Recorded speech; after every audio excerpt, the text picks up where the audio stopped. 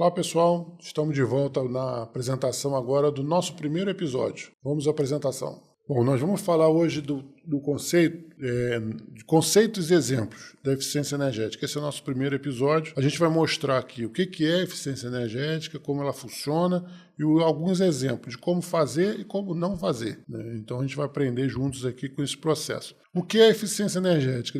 É bem importante nesse momento a gente fazer essa definição, porque muita gente confunde com outro tema que surgiu no passado não tão recente. Foi em 2001, nós tivemos o racionamento de energia. E muita gente confunde racionamento com eficiência. Então é importante destacar a diferença entre eles. Mas nesse momento de racionamento, a eficiência energética apareceu como quase que a solução de todos os problemas. E o objetivo era reduzir o consumo de energia, custe o que custar. Existia até um decreto que obrigava você a reduzir 30% do seu consumo, senão você teria sua conta de seu fornecimento interrompido. Então foi realmente um processo bem complicado nessa época, né? Isso é coisa do passado. Aí esse conceito evoluiu, né? E no presente, o que significa eficiência energética? Reduzir os custos com energia, né? Quando eu falo custos com energia, não necessariamente é só o consumo de energia. A gente vai mostrar aqui que você tem como reduzir custo e consumo, e você tem que agregar os dois, sem comprometer o conforto do usuário ou a qualidade dos produtos. Esse é o grande diferencial entre eficiência energética e racionamento. No racionamento, você abre mão do seu conforto, você reduz a sua conta de energia desligando o seu aparelho de ar-condicionado, por exemplo. Vamos dormir com ventilador, ou vamos dormir só com a janela aberta. Um ambiente comercial desliga o ar-condicionado e seus clientes vão se sentir desconfortáveis. Isso é racionamento. Nós estamos falando aqui de eficiência energética, que pressupõe que o seu consumo caia, o seu custo caia, sem comprometer a qualidade e o conforto do produto ou serviço que você está disponibilizando. Mas a gente tem que pensar um pouco à frente, a gente já está pensando na frente, já está agindo para o futuro, que se a gente fizer a eficiência energética e não fizer uma gestão de energia integrada, você pode ter certeza que todo o esforço que você fez para reduzir o seu consumo, para trazer a sua empresa, o seu negócio para um patamar eficiente, ao longo do tempo, ele vai acabar voltando para um patamar ineficiente. E quando você implementa o sistema de gestão de energia integrada, você faz um monitoramento contínuo e você garante que a sua eficiência vai ser mantida e melhorada. Então, esse é o conceito de futuro, é o que a gente adota aqui, é o que eu queria passar para vocês também. Dentro desse contexto de eficiência energética, né, a gente tem tipologias de projetos. Como eu falei, você pode simplesmente revisitar os seus contratos de energia e você pode tomar algumas ações que a gente vai explicar mais à frente em alguns episódios.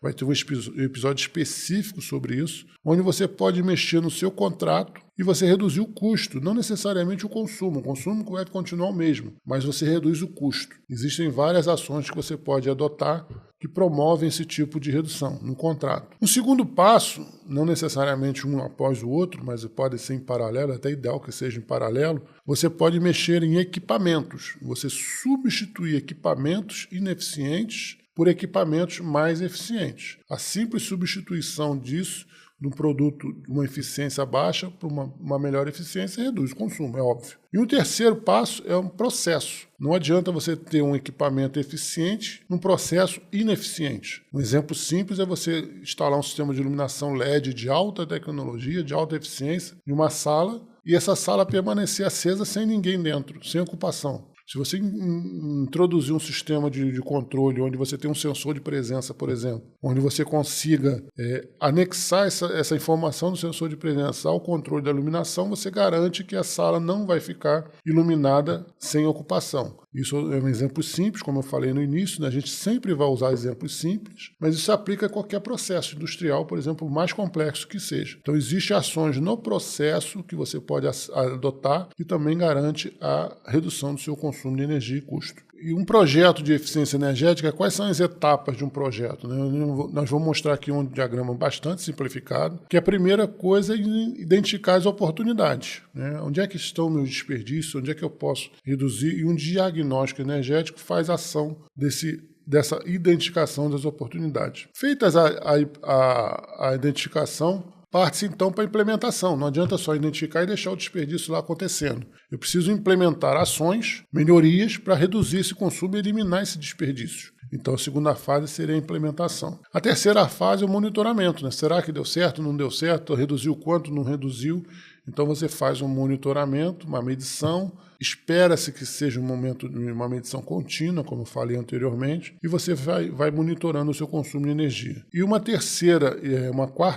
quarta opção, que através desse monitoramento você consegue gerar dados e indicadores para fazer a sua gestão de energia. Esse é o processo que a gente garante que vai perenizar as suas ações de eficiência energética. E esse processo ele é contínuo, tá? Depois que você implementa a gestão de energia, você continua identificando novas oportunidades, implementando, aí você cria aquele círculo virtuoso, o PDCA, né, onde você faz a manutenção da sua eficiência. As etapas de um diagnóstico energético, por exemplo, num projeto de eficiência energética, como é que eu implemento isso de maneira prática? Primeira coisa é você sensibilizar o cliente. Se o cliente não está entendendo qual o produto que você está oferecendo, ele simplesmente não vai te receber e não vai te contratar. Você precisa sensibilizá-lo, mostrar para ele, existem algumas ferramentas que você pode mostrar, fazer uso delas para sensibilizar o seu cliente. Uma vez sensibilizado, você faz uma visita técnica preliminar.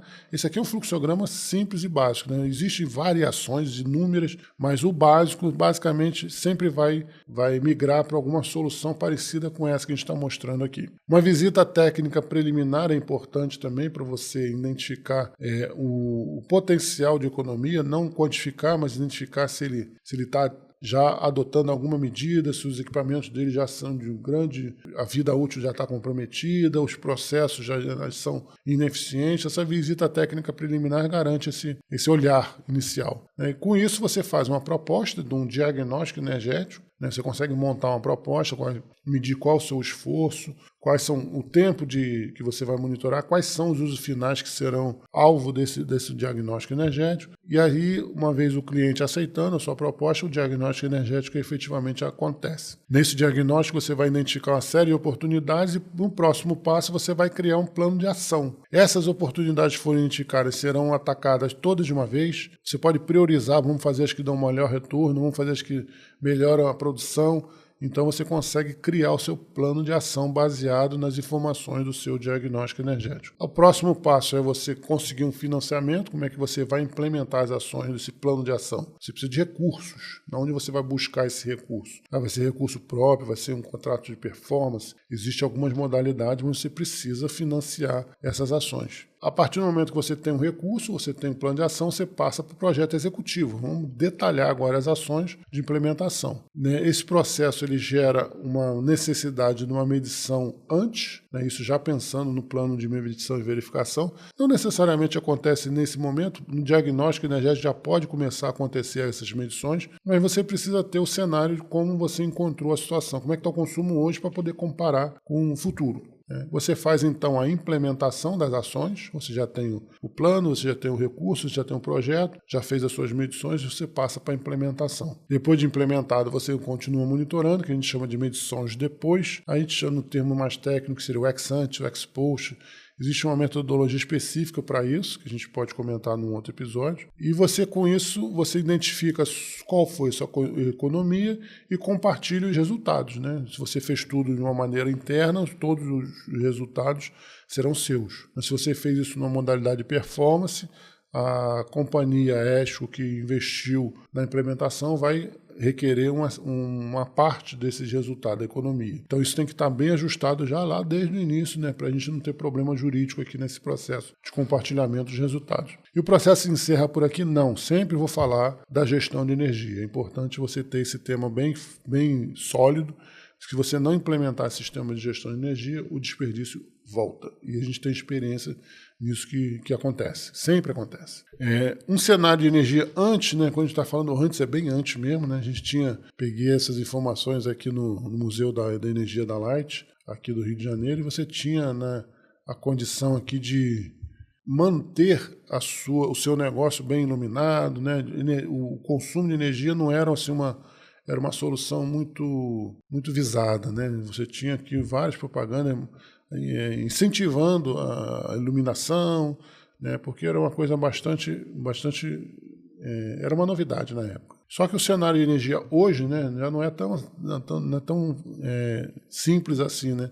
Nossas usinas estão cada vez mais distantes, o custo de geração e transmissão está cada vez maior, existem gerações agora com combustíveis um preço maior, então a tendência é sempre da sua conta de energia subir, né? Independente desse cenário, mesmo que não subisse, é importante você economizar, mas o que a gente tem hoje, daqui para frente, vai ser uma energia cada vez mais dispendiosa. Vamos falar agora um pouquinho dos conceitos, que são importantes. Os conceitos são importantes, né? Como a gente comentou no início, pra gente poder, e a gente vai usar exemplos simples também, mais uma vez, né? E o primeiro que eu trago é o que é isso, né? O quilowatt-hora.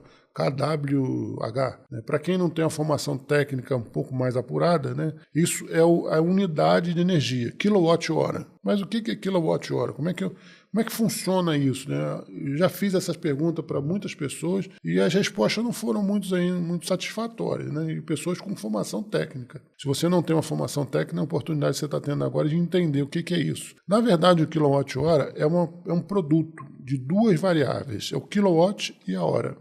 E a gente vai falar o que é quilowatt. Quilowatt é a potência do aparelho que você está usando, que você está ligando. Se ele tem uma potência elétrica, se ele requer da sua rede elétrica uma potência muito alta ou muito baixa. Né? Uma lâmpada de 60 watts, uma lâmpada de 15 watts, né? Essa informação da potência vai te dizer o quanto que ela requer de energia da sua rede. Mas essa energia, como é que eu calculo a energia? Depende da potência? Sim, depende da potência. Essa primeira parte. E esse K aqui, quilowatt-hora, o K é de 1000. É uma variável como se fosse quilômetro. São 1000 metros. Quilo, 1000 gramas. Então o K é sempre uma unidade de 1000, né? Para você melhorar, senão o seu número fica muito grande no final das contas. E o que é o H? H é a hora, quanto tempo esse equipamento ficou funcionando. Então, para você calcular o quilowatt-hora, você vai multiplicar a potência do equipamento em quilowatts. Se for uma lâmpada de 60 watts, por exemplo, você vai ter que pegar esse 60 e dividir por 1000, né? Porque a unidade é quilowatt, vezes a hora. Então, vamos fazer um exemplo simples aqui.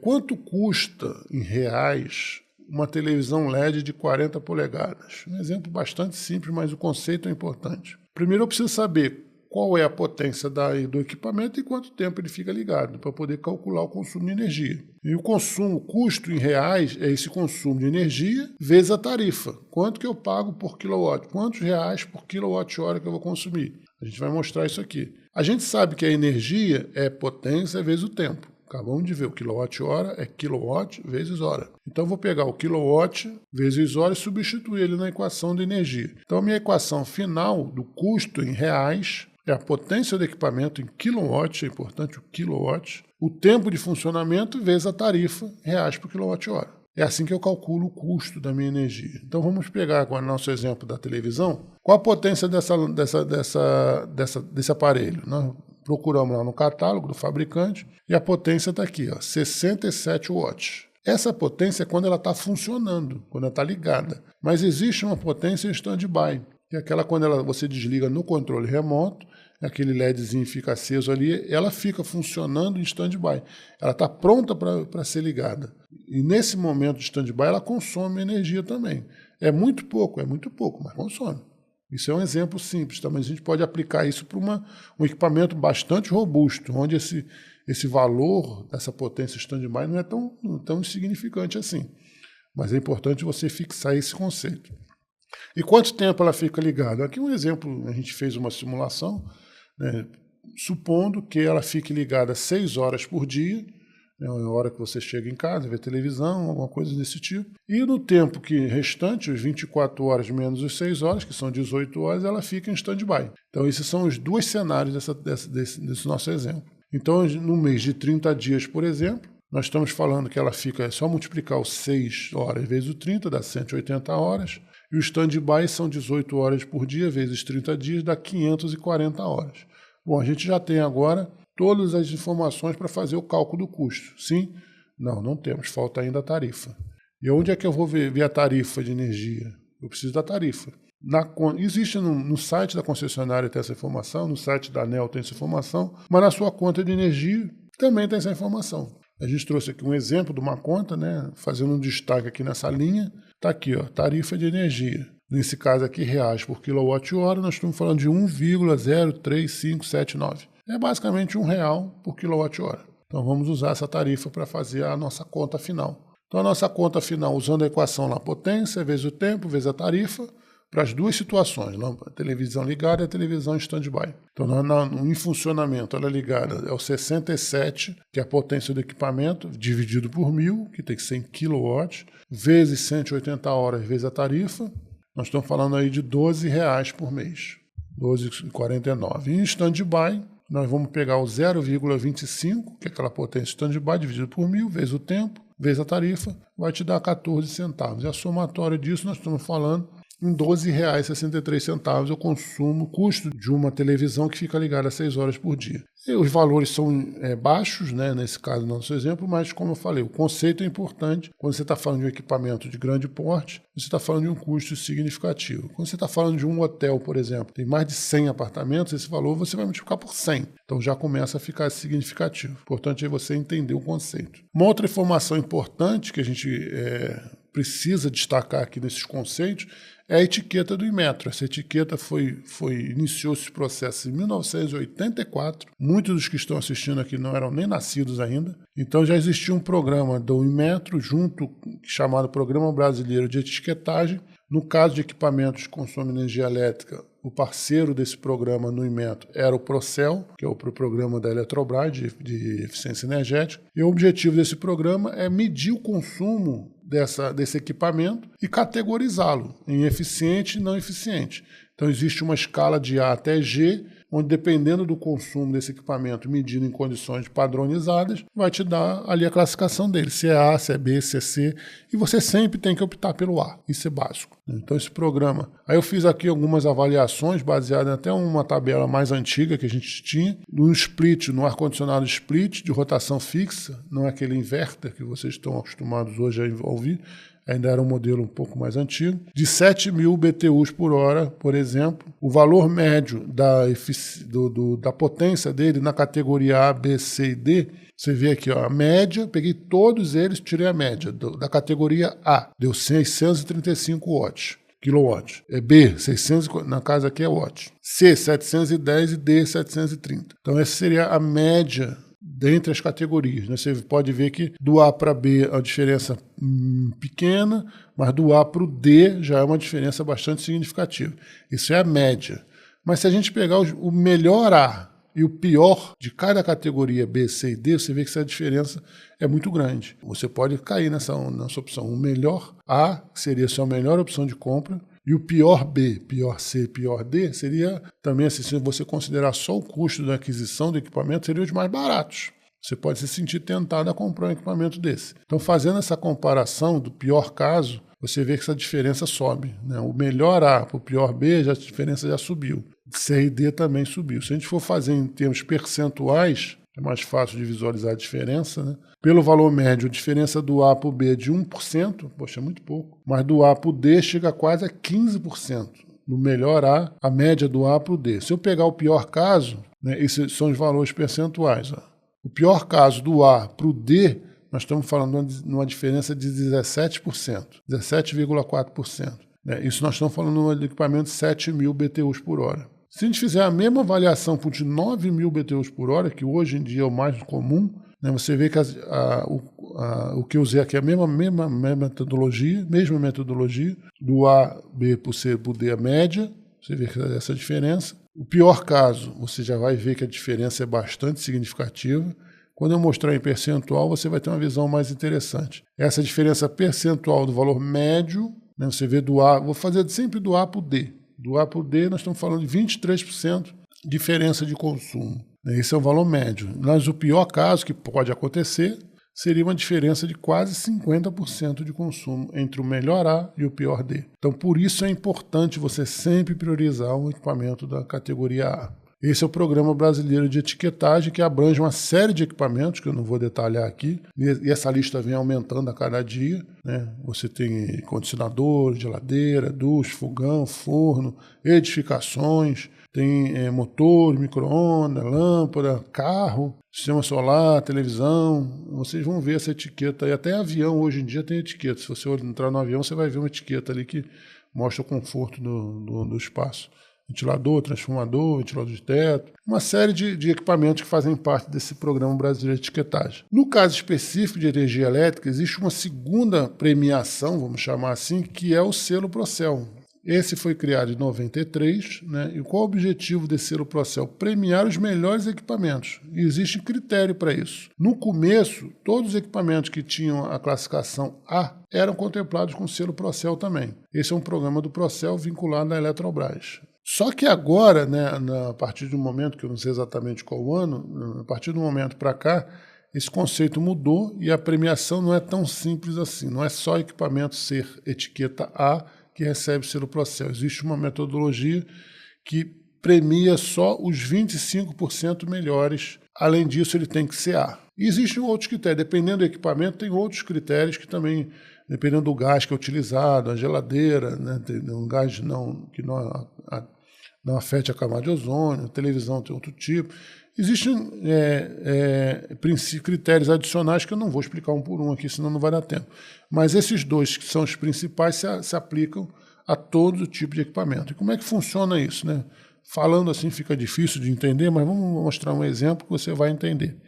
Imagina que eu tenho um determinado equipamento, que eu não sei qual é, que tem essa classificação de A até E, né? E a população dele, todos os fabricantes de todo o Brasil, tem essa distribuição aqui. A maioria está posicionada aí no D e no E. São vários equipamentos ineficientes e você tem equipamento A, B, C, mas por D tem mais e E tem um montão também. Então tem essa distribuição de eficiência. Então vamos aplicar os dois critérios aqui para identificar quem vai levar o selo Procel. Primeiro critério está entre os 25%. Então você divide a população em 25% para 75%. Então, fazendo essa conta, você traçou a primeira linha de corte aqui. Então, os que estão abaixo dessa linha não vão receber o selo Procel. Os que estão acima da linha são bons candidatos a receber o selo Procel. Mas temos que aplicar agora o segundo critério, que o segundo critério é ser A, etiqueta A do Inmetro. Então, passando o segundo critério aqui, só os que estão acima dessa linha verde que são contemplados. Então, fazendo essa avaliação dos dois critérios ao mesmo tempo, você vê que todos os equipamentos que estão acima da linha, todos os equipamentos A, foram contemplados com o selo Procel. É sempre assim? Não, não é sempre assim. Vamos supor agora com a distribuição desse tipo, uma inversão, né? Você tem muito equipamento A e B, pouco C, D e E. Se eu passar a primeira linha de corte, né, daquela 25% da população e 75%, você já elimina uma série de candidatos aqui embaixo. E se você passar, então esses são os candidatos a receberem o selo Procel, mas eu preciso do segundo critério. O segundo critério é ele ser A, etiqueta Inmetro A. Então, para receber o nosso selo Procel, eu preciso atender aos dois critérios. Eu preciso estar acima das duas linhas de corte. Então, nesse caso aqui, só os que estão acima da segunda linha receberam o selo Procel. E você percebe que muitos equipamentos que têm categoria A no etiqueta Inmetro não receberam o selo Procel. Então você pode encontrar um equipamento A e não ter o selo Procel. Isso é comum, não é tão comum, mas é possível. Tá? Mas o que é possível também é você encontrar esse tipo de informação. Né? Aqui você tem o equipamento E, dependendo do local do Brasil, você pode falar E, com o selo Procel. O que é isso? Isso é uma falsificação. Isso é um crime. Né? Você colou uma etiqueta aqui que não tem a adequada correlação com a sua eficiência. Isso acontece de um monte de vezes, tá, gente? Eu tenho centenas de fotos desse tipo dos trabalhos do diagnóstico que a gente já realizou. Aqui um C que recebeu o selo Procel, aqui o outro C que recebeu. Você vê claramente que a pessoa imprimiu e colou ali.